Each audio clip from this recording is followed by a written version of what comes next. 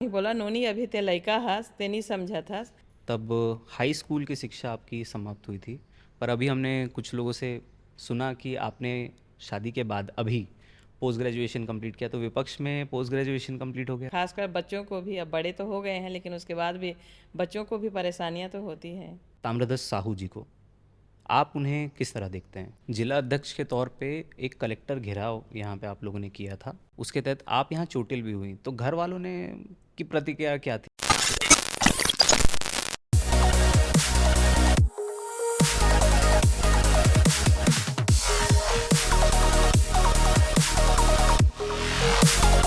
तो चलिए शुरू करते हैं बातें सिद्धांत की। जय श्री राम। मैं सिद्धांत शर्मा आपके लिए लेकर आया हूँ बातें सिद्धांत की। पॉडकास्ट चालू करने से पहले मैं आप सभी दर्शकों का धन्यवाद करना चाहूँगा कि पिछले एपिसोड जिसमें श्री बृजमोहन अग्रवाल जी के साथ हमने चर्चा की, उसे आप सभी ने ढेर सारा प्रेम दिया और उम्मीद करूँगा कि इस एपिसोड को भी आप दोगुना प्रेम देंगे। और आज हम जिस पर्सनालिटी से बात करने वाले हैं वो ना सिर्फ एक माँ, एक बेटी, एक पत्नी है, बल्कि महासमुंद के हजारों कार्यकर्ताओं, हजारों जनता के लिए एक दीदी हैं, श्रीमती रूप कुमारी चौधरी जी। उनसे जानते हैं उनके राजनीतिक सफ़र के बारे में। 2005 में जो उन्होंने जनपद सदस्य के रूप में चालू की, 2013 में बसना में अपने आप को छत्तीसगढ़ के राजनीतिक इतिहास में एक सशक्त महिला विधायक के रूप में स्थापित किया, और जानते हैं उन्हीं से उनकी लाइफ की सक्सेस स्टोरीज़ के बारे में, उनके सिद्धांतों के बारे में। तो चलिए शुरू करते हैं बातें सिद्धांत की। तो स्वागत है दीदी आपका बातें सिद्धांत की में। दीदी, आपका जन्म स्थान धनापाली, जी। वहाँ से आप पहुँची अपनी शादी के बाद बसना में। आप राजनीति में किस तरह से आए? मायका है धनापाली, जन्म स्थान है, और मैं शादी करके सरायपाली विधानसभा ग्राम हर्राटार सरायपाली पहुंची। में। सरायपाली जी। में 2005 में मैं जिला पंचायत सदस्य की पहली बार चुनाव लड़ी जी। और उसमें विजय हासिल हुआ। और उसके बाद फिर धीरे धीरे राजनीति में काम करते करते इंटरेस्ट जागा। जी। इससे पहले एक्चुअल में मेरे पति देव और मेरी सास जी। पहले 2001 में, जी। हाँ, एक में जनपद और सरपंच का दोनों चुनाव लड़े थे और बहुत कम अंतर से अच्छा। दोनों हार गए थे। फिर अच्छा। सेकंड जब 2005 में जब चुनाव आया तो जिला पंचायत का चुनाव मैं लड़ी, अच्छा। और उसके बाद से फिर लगातार राजनीति में शुरुआत हुई और आते गई। हाँ। 2013 में जब आप विधायक के रूप में भाजपा की प्रत्याशी बनी, किस तरीके से आपको ये अवसर मिला और क्या कारण थे प्रमुख? आपके राजनीतिक गुरुदेव के रूप में कौन मुख्य भूमिका में थे? मैं राजनीतिक रूप से तो अटल जी को और सुषमा स्वराज जी को ही हमेशा ना फॉलो करती थी। जी। 2005 में जिला पंचायत सदस्य जब चुनाव लड़ी तो मैं सरायपाली क्षेत्र से चुनाव लड़ी थी। जी। उसके बाद मन में इच्छा जागृत, क्योंकि सरायपाली विधानसभा वो एससी रिजर्व था। जी। तो फिर मैं इसलिए 2000 आपके 10 में सरायपाली को छोड़ के तैयारी के लिए ही बसना विधानसभा में आके जिला पंचायत क्षेत्र क्रमांक 12 से चुनाव लड़ी। अच्छा। और हाँ, इसी से मेरी ना विधानसभा की तैयारियां मेरे मन में थी और इसी उद्देश्य को ही लेके मैं बसना में आके चुनाव लड़ी थी। दीदी, घर, फिर आपका जिला, आपका विधानसभा क्षेत्र, और उसके बाद जब आप पिछले बार विधायक के रूप में नहीं लड़ी, 5 साल विपक्ष में रही, इतना सब कुछ किस तरीके से आप संभाल लेती थी, कैसे? देखिए, किसी भी महिला के लिए राजनीति कर रहे हो, चाहे वो नौकरी पेशा में हो, किसी भी क्षेत्र में हो, घर से बाहर अगर काम कर रही हैं तो घर को संभालना एक बड़ी चुनौती है। वो जी। किसी भी महिला के लिए बहुत बड़ी चुनौती होती है। जी। लेकिन चूँकि हमारा दायित्व, हमारा अपना घर परिवार वो है, हमारा अपना दायित्व है, हमारा अपना कर्तव्य है, तो समय को मैनेज करते हैं। और कठिनाइयाँ तो बहुत है, बाहर निकलना मतलब बहुत बड़ी चुनौती ही है। जी। लेकिन जब आगे आए हैं और भगवान ने अवसर दिया, पार्टी ने अवसर दिया, तो जनता की सेवा के लिए, समाज की सेवा के लिए संघर्षरत भी हैं और आगे बढ़ के खुशी से उसको जो चैलेंज होता है उसे खुशी से एक्सेप्ट करते हैं और उस चैलेंज को स्वीकार करते हुए आगे बढ़ना चाहिए। दीदी, जब आपकी शादी जब हुई, तब हाई स्कूल की शिक्षा आपकी समाप्त हुई थी, पर अभी हमने कुछ लोगों से सुना कि आपने शादी के बाद अभी पोस्ट ग्रेजुएशन कंप्लीट किया, तो विपक्ष में पोस्ट ग्रेजुएशन कंप्लीट हो गया। ये कहानी ही मानो। मैं जब 2013 में विधायक बनी तो 10वीं पास थी। जी उसके बाद मैंने 12th का ओपन एग्ज़ाम दिया और उसमें भी पास किया। जी फिर 2018 में मैं कोंडा गांव गई हुई थी जी झंडा फहराने के लिए जी 15 अगस्त को। तो कलेक्टर साहब जो आज विधायक हैं नीलकंठ टेकाम जी, अच्छा। उनसे ऐसी औपचारिक बातचीत चल रही थी तो जी उन्होंने मेरी शिक्षा के बारे में पूछा। मैंने बताया कि मैं 12th हूँ। तो उन्होंने पता नहीं किस उद्देश्य से बोला कि विश्वास नहीं होता करके। तो ये मेरे मन में लगा कि इंसान को डिग्री भी हासिल करना बहुत ज़रूरी है, मुझे वो लगा। और उसके बाद जब 2018 में मेरे को टिकट नहीं मिला विधानसभा का, तो खाली क्यों बैठी रहूं, तो इसलिए मैंने पढ़ाई अपनी शुरुआत की और इस जी 5 सालों में मैंने पोस्ट ग्रेजुएट कर लिया। बहुत बढ़िया दीदी। ये एक तरीके से समय का सदुपयोग कहा जा सकता है पूर्णतः। जी। दीदी, आपको पार्टी ने पिछले बार जब विधायक का टिकट नहीं दिया, उसके बाद एक बहुत महत्वपूर्ण जिम्मेदारी आपको सौंपी जिला अध्यक्ष के रूप में, जो कि समानता महिलाओं को नहीं दी जाती है, बट आपके रूप में एक अलग रूप में देखने के लिए मिला। पर फिर भी 2023 में जो चुनाव हुए, संपन्न हुए, पहली बात तो उसकी आपको बधाई कि एक व्यापक रूप से सरकार आपकी छत्तीसगढ़ में बनी। पर महासमुंद जिला का रिजल्ट 50-50 रहा। उस पे आपको क्या लगता है कि आप पूरी तरीके से खरी उतरी जिला अध्यक्ष के रूप में? नहीं, इसका मुझे गम है कि यहाँ पे हमको पूरे 4 में 4 सीट जीतने चाहिए थे। जी लेकिन हाँ, कुछ हमारे में ही कमी रह गई, अपनी ही हम कमजोरी मानते हैं कि हम 50-50 हो गए, 2 सीट जीते और 2 नहीं जीत पाए। और विपक्ष में जिलाध्यक्ष की भूमिका बहुत महत्वपूर्ण होती है, बड़ी जिम्मेदारियां रहती हैं, सबको संभाल के लेके चलना, संगठन के दायित्व को निभाना, ये अपने आप में बहुत बड़ी चुनौती भरा दायित्व होता है। लेकिन उन सब संघर्षों को पार करते हुए यहाँ का संगठन काफ़ी मजबूत है और सब ने मिलजुल के बहुत अच्छे से काम किया। सारे लोगों ने, सभी जिले के वरिष्ठ नेताओं ने, हमारे मंडल के अध्यक्षों ने, सभी ने बहुत कोऑपरेट किया और ऐसा कहीं पे कोई परेशानियां नहीं आई। एक तरह के देखा जाता है महिलाओं के लिए चुनौती है, लेकिन सभी लोगों का मेरे को अच्छा सपोर्ट मिला और जो रिजल्ट रहा उसमें पूर्ण रूप से संतुष्ट तो नहीं हुई, लेकिन जनता का जनादेश है, जो भी मिला उसको स्वीकार करते हैं। लेकिन सरकार छत्तीसगढ़ में भारतीय जनता पार्टी की बनी, ये अपने लिए बहुत बड़ी खुशी की बात है। भाजपा का जो संगठन खेमा है वो शायद आपसे पूर्णतः संतुष्ट था, आपने जो कार्य यहाँ पे किया है उससे, इसलिए आपको इस बार सांसद का टिकट दिया है। तो आप इसे किस तरीके से देखती हैं? आप कैसा अनुभव? निश्चित रूप से ये अपने आप में बहुत बड़ी बात है, बहुत गर्व की बात है, बहुत खुशी भी हुई। और काम करते रहो, अपने कर्तव्य पथ पे आगे बढ़ते रहो पूरी ईमानदारी के साथ। और राजनीति में मेरा अपना एक अनुभव है, धैर्य की बहुत आवश्यकता है। बहुत जल्दबाजी किसी को नहीं करनी चाहिए, धैर्य के साथ और अपने कर्तव्य पथ पे आगे बढ़ते रहो। पार्टी समय समय पर उसकी योग्यता क्षमता को देखते हुए पार्टी डिसीजन लेती है और पार्टी ने जो भी दायित्व दिया वो सिरोधार्य है और उस पर पूरा पूरा खरा उतरने की मेरी पूरी कोशिश रहती है। जो भी दायित्व मिलता है मैं उसको ईमानदारी पूर्वक निभाती हूँ। अगर आप यहाँ से सांसद चुनी जाती हैं, तो उसके बाद आपके सांसदीय क्षेत्र में सबसे बड़ी चुनौतियाँ आप किसको मानते हैं और आपका कार्य का रोड मैप क्या रहेगा? देखिए, अभी भी निश्चित रूप से इंफ्रास्ट्रक्चर की बात करें हम, तो इंफ्रास्ट्रक्चर में नितिन गडकरी जी काफ़ी अच्छा ध्यान दे रहे हैं, काम कर रहे हैं। लेकिन अभी भी कुछ बहुत दूरस्थ अंचल हैं जहाँ पे आज भी बहुत आवश्यकताएं हैं, ये भी।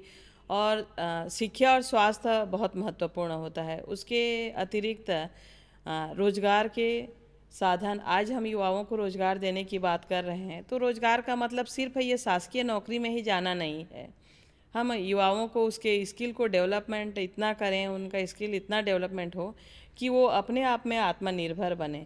और मेरे लिए तो और बहुत खुशी की बात होगी कि जो महिलाएं एक अपना समूह बना के जी महिला समूह बना के जो अपना खुद छोटे छोटे रोजगार कर रही हैं, जो अपने घर को संभालते हुए अपना काम कर रही हैं और घर की आर्थिक स्थिति को मजबूत कर रही हैं, इस पे अब उनको एक मार्केटिंग उपलब्ध कराना, उनके लिए तैयार कराना, तो शिक्षा, फिर स्वास्थ्य, फिर उनके रोजगार के साधन, और उसके अतिरिक्त जो हमारा यह लोकसभा है जी ये कृषि प्रधान है, हमारा काम ही कृषि है। और सिंचाई में हम सिंचाई की सुविधा नहीं है, तो जो बड़े डैम है, चाहे अपने गरियाबंद जिले में सिकासेर डैम है, उसके लिए हमने सांसद जी के साथ मिल के आंदोलन किए थे, तो उनके ओवरफ्लो के पानी है, उनको छोटे छोटे डैमों तक ला के हम उनको डैम को भरें, ताकि जो आज वाटर लेवल हमारे यहाँ बहुत नीचे चला गया है, तो वाटर लेवल भी सामान्य स्थिति में आ जाए। और सिंचाई के लिए बहुत आवश्यक है कि हम नहर, डैम, पानी की सुविधा, सिंचाई की सुविधा हम उपलब्ध कराएं। ये एक चुनौती भरा कार्य है और इसको करने की आवश्यकता है।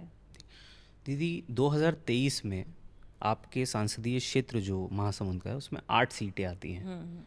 तकरीबन 4 में कांग्रेस के विधायक हैं और 4 में भाजपा के विधायक हैं, और मोदी जी ने केंद्र से नारा दे रखा है कि अब की बार 400 पार। आपको क्या लग रहा है कि आप कितने लीड से जीतेंगी? हम बहुत अधिक मतों के अंतर से महासमुंद लोकसभा जीतने वाले हैं, क्योंकि पूरे जनता का भरोसा मोदी जी के ऊपर है, मोदी जी की गारंटी के ऊपर है। और अब तो छत्तीसगढ़ की सरकार के, विष्णुदेव की सरकार के ऊपर भरोसा है, क्योंकि ये विधानसभा में, पिछले विधानसभा में हमारी इतनी कम सीटें रहते हुए भी आपने देखा कि पिछले 3 कार्यकाल बीजेपी का जो रहा, 2003 की बात करें, चाहे 8 चाहे 13 में, उससे ज़्यादा सीटें लेकर के हम अभी चुनाव जीते हैं। इससे तो ये स्पष्ट होता है कि कांग्रेस के भ्रष्ट नीतियों से आम जनता त्रस्त थी, परेशान थी, और अब पूरी तरह से भरोसा भारतीय जनता पार्टी के ऊपर है, मोदी जी की गारंटी के ऊपर है। और छत्तीसगढ़ सरकार ने जो 3 महीने में अपने जो वादे थे उसको पूरा कर दिया, तो इसके ऊपर पूरी जनता का भरोसा है, तो इसलिए हम बहुत अधिक अंतरों से हम जीतने वाले हैं। दीदी, महासमुंद संसदीय क्षेत्र में माना जाता है कि एक साहू बहुल इलाका है छत्तीसगढ़ में, इसलिए कांग्रेस सरकार ने उसे देखते हुए वहाँ के कद्दावर नेता, जो पूर्व में गृह मंत्री भी रहे और शायद कहा तो ये भी जाता है कि वो मुख्यमंत्री के लिए भी चयनित थे, ऐसे प्रत्याशी को महासमुंद में उतारा है, ताम्रध्वज साहू जी को। आप उन्हें किस तरह देखते हैं? निश्चित रूप से वो कांग्रेस पार्टी के बहुत बड़े नेता हैं, और यहाँ पे उन्होंने प्रभारी मंत्री भी रहे, अपने सरकार के शासनकाल में प्रभारी मंत्री रहे, लेकिन प्रभारी मंत्री रहते उनका कोई काम यहाँ पे दिखता नहीं है। रही बात साहू समाज की, तो यह जो लोकसभा है ओबीसी बाहुल्य है। मैं भी एक ओबीसी महिला हूँ, और मेरे लिए बहुत बड़ी खुशी की बात है कि सभी समाजों के साथ साथ साहू समाज के सभी लोग मेरे साथ खड़े हैं। उनका विश्वास है मोदी जी के ऊपर, और इसलिए कोई एक समाज विशेष नहीं, सभी के सभी एक साथ मिल करके चुनाव लड़ रहे हैं। बड़ी उत्साह है, निश्चित रूप से ये चुनाव में सब समाज एक साथ हैं। दीदी, 2013 से 18 तक आप विधायक के रूप में रही। उस समय आपके कार्यों की आप कौन सी 5 बड़ी उपलब्धियां मानती हैं? देखिए, अपने विधानसभा जब मैं थी 2013 में, तो आप कल्पना करिए कि इतने दिनों में 70 सालों में 2 कॉलेजेस थे अपने विधानसभा में, पिथौरा में और बसना में। मैंने इन 5 सालों के अंदर पिरदा में एक कॉलेज खुलवाई, जो शिक्षा के लिए बहुत आवश्यक है। और केंद्रीय महाविद्यालय का भवन बन के तैयार है अपने ही विधानसभा सांकरा के पास लोहरा कोट में, तो एक अपने आप में बड़ी उपलब्धियां हैं। सिंचाई के लिए खम्हन जलाशय एनीकट का निर्माण करवाया। उसके बाद 132 के भी बिजली आपूर्ति के लिए मैंने दूधीपाली में 132 लगवाए। और एक मेमरा से चिखली पे बहुत बड़े पुल की आवश्यकता है, जहाँ पे मार्केट के लिए 5 किलोमीटर जहाँ पे जाना पड़ता था, उसको 35 किलोमीटर बरसात के दिनों में घूम के आना पड़ता था। तो ये एक अपनी बड़ी उपलब्धि है। तो ऐसे बड़े बड़े बाकी तो जो सड़क, पुल, पुलिया, छोटी मोटी, ऐसे लगातार हम बहुत काम किए, और ये एक अपने आप में ना बड़ी उपलब्धियां हैं। आप एक सुखी पाली एक बेल्ट है, जहाँ पे वो दुरुस्त होने के साथ साथ वहाँ पे बिजली की कमी थी, ये स्कूल हाई स्कूल की कमी थी। तो इन सारी चीज़ों का हमने हाई स्कूल दिए, हायर सेकेंडरी स्कूल दिए, वहाँ तक पहुँच मार्ग पहुँचाया, वहाँ तक पुलिया का निर्माण करवाया। तो इस तरह देखें तो अपने विधानसभा में सभी क्षेत्रों में हमने बहुत ज़्यादा काम किए। 2013 में एक वाकया मुझे सुनाई आया था कि आप किसी गांव पहुंची थी और वहां गांव वालों ने आपको वापस भेजते हुए ये कह दिया था कि एक महिला हैं, आप क्या काम करेंगी। और वहां एक शायद पुल के निर्माण की बेहद आवश्यकता थी और आपको चुनौती दे दी गई थी कि अगर आप विधायक बन जाती हैं तो इस पुल का निर्माण करा के बताइएगा, तब आपको विधायक मानेंगे। क्या थी वो कहानी, क्या था वो विषय? हाँ, वो चिखली ग्राम है जहाँ के पुल का निर्माण की बात कर रही हूँ। वहाँ पे ऐसे बैठे हुए थे, तो वो बोले कि हमको कुछ नहीं चाहिए, हमको ये हम पिछले 50 सालों से हम ये तरस रहे हैं यहाँ पे पुल निर्माण के लिए। और ऐसे कितने उम्मीदवार चुनाव के टाइम आते हैं और ये बोल के चले जाते हैं हम करवा लेंगे करके। तो एक बहुत बुजुर्ग ताऊ जी थे, तो उन्होंने मेरे को बोला कि उन्होंने अपने छत्तीसगढ़ी भाषा में ही बोला, नोनी अभी ते लइका हस ते नहीं समझत हस और ये बिल्कुल ते नहीं कर पास करके। तो ऐसा उनका एकदम ठेठ भाषा में बोलना था। तो मैंने उनसे बोला कि एक बार आप मेरे को आशीर्वाद दीजिए और फिर मेरे को बनने के बाद अगर मैं नहीं कर पाती हूँ तब आप सुनाइएगा। निश्चित रूप से ये मेरी पहली प्राथमिकता होगी और मैं इसको निश्चित रूप से करूँगी। और मैंने उनको ऐसा आश्वासन दिया था। दीदी, जब आप विपक्ष में थी, जिला अध्यक्ष के तौर पे एक कलेक्टर घेराव यहाँ पे आप लोगों ने किया था, शायद मोर आवास का कोई आंदोलन था, उसके तहत आप यहाँ चोटिल भी हुई। तो घर वालों ने की प्रतिक्रिया क्या थी, क्योंकि महिला के रूप में ये और कठिन हो जाता है? हाँ हाँ, धरने आंदोलन होते रहे, संघर्ष करते रहे, तो चोटिल हुई भी तो घर वालों को तकलीफ बहुत होती है जी। कि इतना ज़्यादा एग्रेसिव होने की क्या आवश्यकता है। ठीक है, जितना करना चाहिए उतना करो, लेकिन है जब सामने आ जाते हैं तो निश्चित रूप से जहाँ तक आगे बढ़ना पड़े बढ़ते हैं, करते हैं। लेकिन घर वालों को बहुत परेशानी होती है देख के ना, उनको तकलीफ़ होती है कि इतना संघर्ष करती रहती है, फिर आके घर में जूझती है, बाहर देखती है। और ख़ासकर बच्चों को भी, अब बड़े तो हो गए हैं लेकिन उसके बाद भी बच्चों को भी परेशानियां तो होती हैं। सांसद के रूप में जब दीदी आप दिल्ली कूच करेंगी, तब महासमुंद के लोगों को आज जो आपसे मिल पाते हैं आसानी से, तब कैसा होगा? क्योंकि सांसद में तो आप दिल्ली में बैठेंगी, तो यहाँ पे लोगों से आपकी मुलाकात किस तरीके से हो पाएगी? बिल्कुल होगी। आज जितना मिल पाती हूँ उतना बनने के बाद भी मिल पाऊँगी, क्योंकि समय को मैं मैनेज कर लूँगी और पूरा दिन वहाँ नहीं रहना होगा, लेकिन व्यवस्थित करके, क्योंकि ये अपना विधानसभा जहाँ की जनता ने आशीर्वाद दिए रहेंगे, तो उनके लिए तो मेरा समय निकालना मेरा पहला कर्तव्य होगा। तो निश्चित रूप से मैं मिलूँगी। दीदी, आज के परिदृश्य में राष्ट्रीय स्तर पे आपको क्या लगता है कि कौन सी सबसे बड़ी चुनौती है? क्योंकि मैनिफेस्टो के लगभग सारे वादे पिछली सरकार, मोदी सरकार ने पूर्ण कर दिए हैं। इस बार मैनिफेस्टो में आप महासमुंद से क्या चाहेंगी कि मैनिफेस्टो में आपके वो उजागर भी हो और छत्तीसगढ़ के परिदृश्य में भी? मुझे लगता है युवाओं के लिए रोजगार के अवसर मुहैया कराना सबसे बड़ी चुनौती रहेगी। और मेरी प्राथमिकता होगी कि औद्योगिक क्षेत्र आए, ताकि यहाँ पे लोगों को रोजगार भी मिले, अपना रोजगार भी शुरू करें। और शिक्षा को बढ़ावा देना बड़ी चुनौती है, क्योंकि इंसान जब शिक्षित होगा तो निश्चित रूप से कहीं ना कहीं अपने जीवन स्तर को ऊंचा उठाएगा भी, उनका जीवन स्तर सुधरेगा भी, और शिक्षा ही समाज को भी सुधारेगा। तो ये बहुत आवश्यक है। आज के समय में आप देख रहे हैं कि पर्यावरण प्रदूषण एक बड़ी चुनौती है, बड़ी समस्या है। तो हम सोलर एनर्जी को भी बढ़ावा देने का जो सरकार की योजना में भी है, तो उसको भी हम नीचे ग्राउंड लेवल तक 100% लोगों को इसके लिए जागरूक करें, उन तक पहुंचाएं। तो पर्यावरण को भी सुरक्षित रखना ये हमारा अपना बड़ा दायित्व रहेगा, चुनौती रहेगा। दीदी, विपक्ष, अब कांग्रेस सरकार यहाँ पे विपक्ष में है, बड़े बड़े हमलों के बावजूद भी अब ये देखा जा रहा है कि जिस तरीके से दिल्ली में अरविंद केजरीवाल जी गिरफ्तार हुए, भूपेश बघेल जी का भी अगला नंबर है।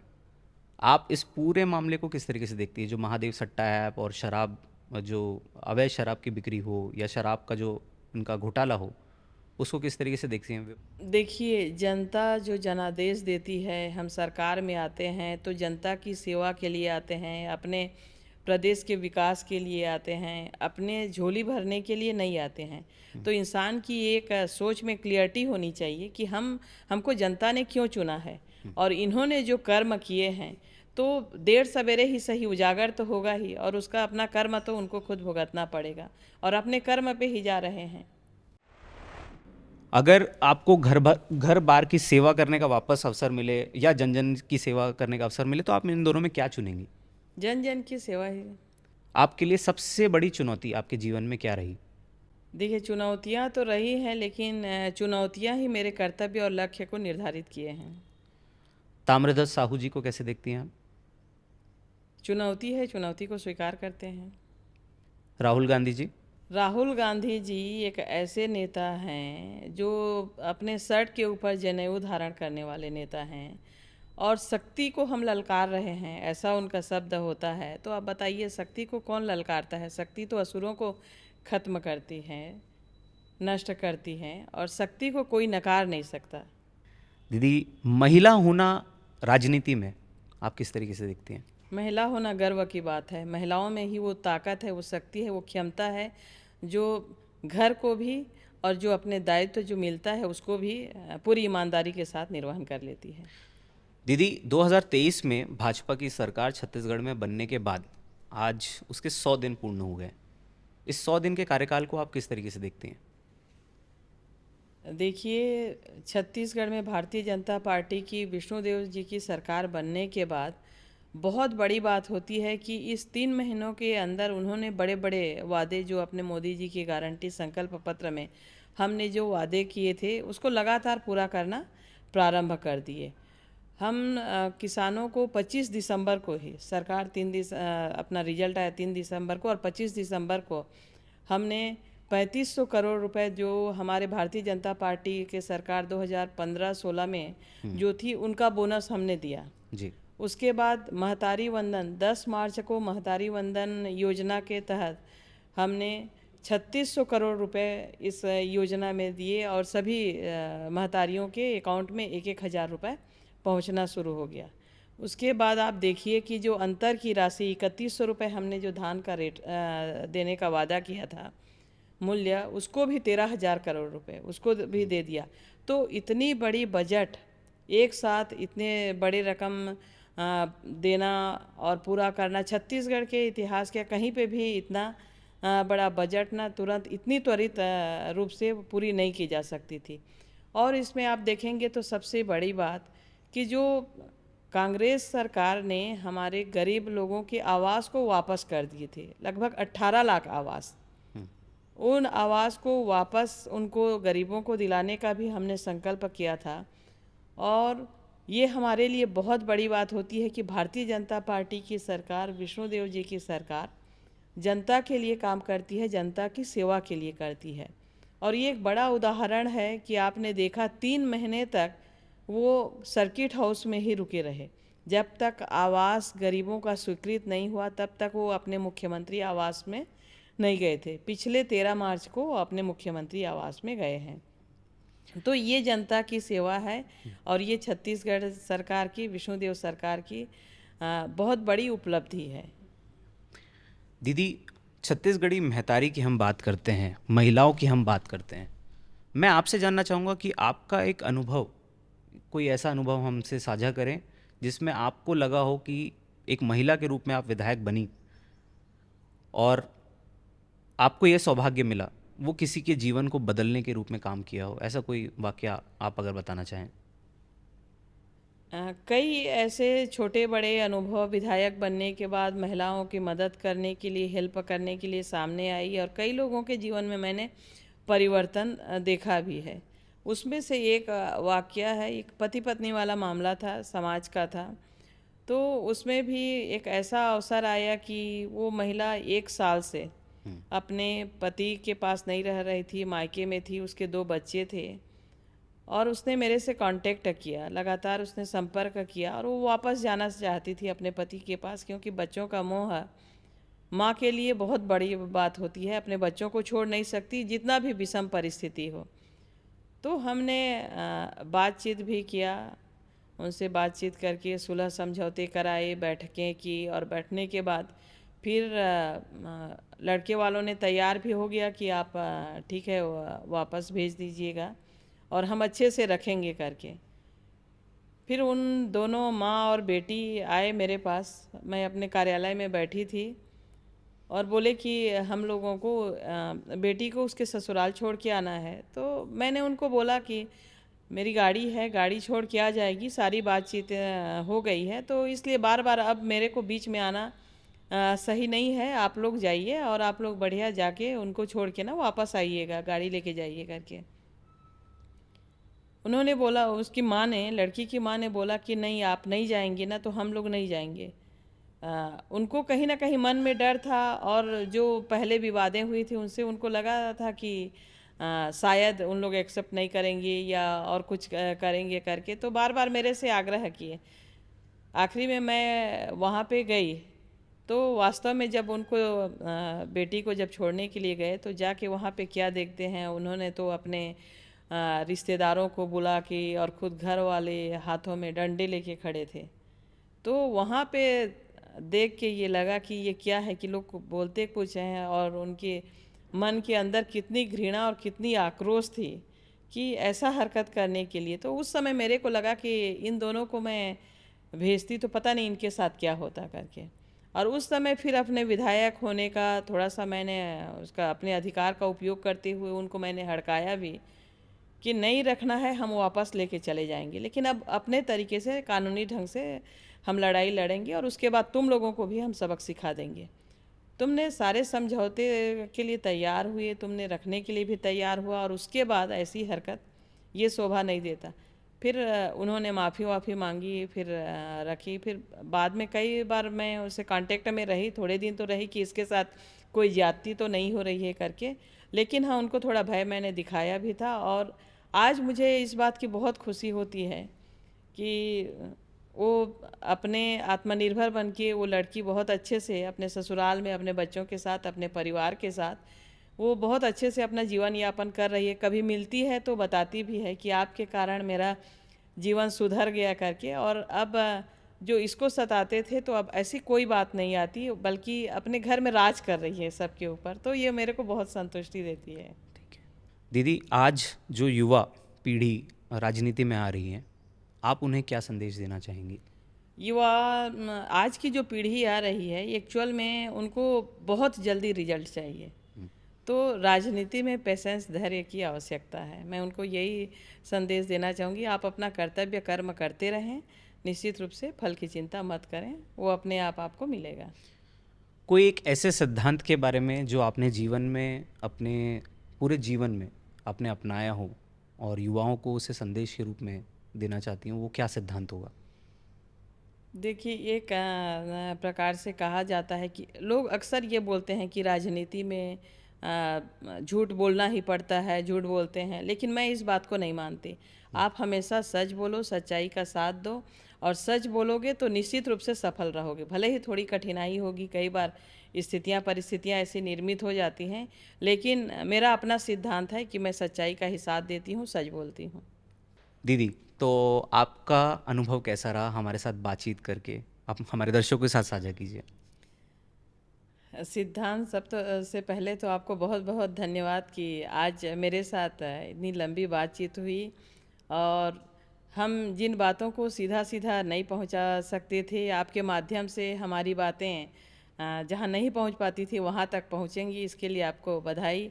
और निश्चित रूप से दर्शकों को सबको देखना चाहिए। आप जो यह चैनल चला रहे हैं, मैं दर्शकों से निवेदन करूंगी कि इस चैनल को सब्सक्राइब करें और दर्शक देखें। धन्यवाद दीदी।